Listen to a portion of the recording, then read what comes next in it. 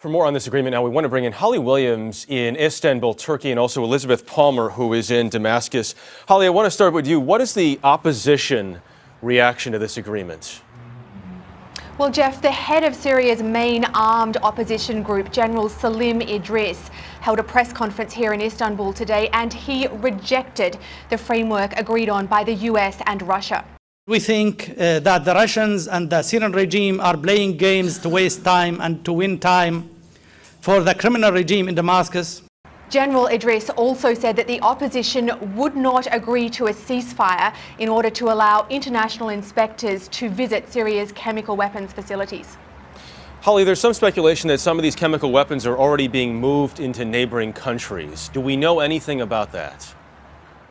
Well, Jeff, we cannot independently verify this, but General Idris claimed today that the Syrian government has begun moving some of its chemical weapons stockpiles to Iraq and to Lebanon in order to evade inspection. And Liz Palmer now in Damascus. Liz, how difficult is it going to be to remove or destroy all of these chemical weapons?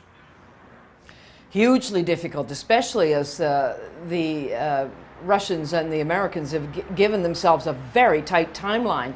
If there are, as some intelligence analysts say, 50 sites they've got to visit, that's going to be difficult. It would be difficult in the best of times, in the middle of a civil war, almost unimaginable. Two of them, specifically a very large complex just south of Aleppo, which is the main complex for manufacturing sarin gas, it's called Saphir, is in the middle of a hot zone, an alive combat zone. And similarly, an oil complex outside Homs that is actually a sarin and VX gas storage facility in disguise. That too is in an area where the fighting is ongoing. It's going to be especially difficult if, as Holly mentioned, the rebels aren't going to observe a ceasefire or give the inspectors safe passage. Still many unanswered questions. Liz Palmer in Damascus tonight and Holly Williams in Istanbul. Thank you both.